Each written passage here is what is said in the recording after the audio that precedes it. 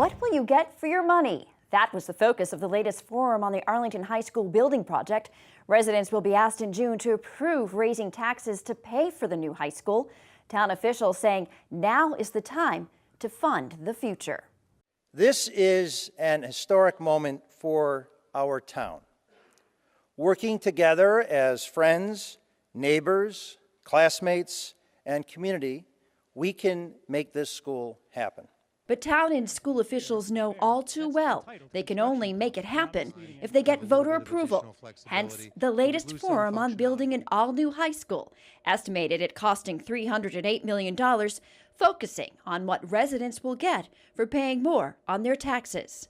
An awful lot of the time, people build new schools based on the new fad, and they're stuck with a school that 50 years from now is not the way they want to educate.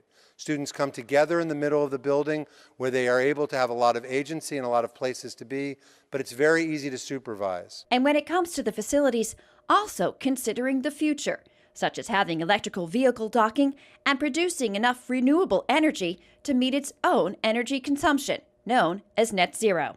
That's actually a very aggressive target for a building of this size and for a site that we have that's constrained. Another key element of our goals related to energy is to design for an all-electric building.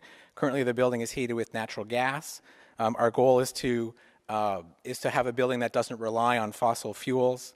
But concerns from residents about the now, with impact on taxes expected to be an $827 a year on the average single-family home for the school. And it comes just after property owners saw their tax bills go up this year due to higher assessed values, an average of 14% over last year's. You've got a lot of people in town that are upset right now with the condition of the finances, and I think any effort to get it down under to make it look like you're doing somebody a favor.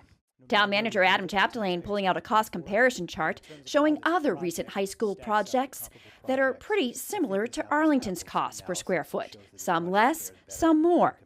Some took issue with that, but it also in the high school includes town departments that can't go anyplace else. And as another pointed out, it's a unique site. Were there other communities where a high school was built on a site that spanned a cliff, like 20 to 30 foot difference, sites where there was a brook running underneath it, sites where there was a history of contamination in the soils? These are things that we have to contend with at this site that make it very different than you would have in other communities. When one person asked for a show of hands of those in favor of the project, the majority went up.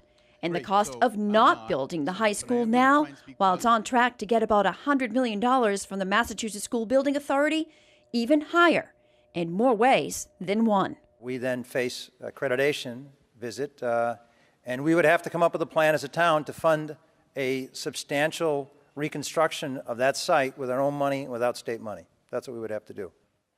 Do you think if we had an uncredited high school, you think it might affect the value of the homes in Arlington where people want to come in and buy?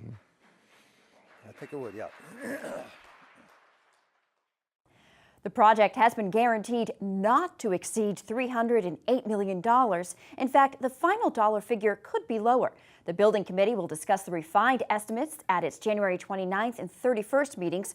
A vote on a debt exclusion is expected to go before voters at the same time as an operating override in early June.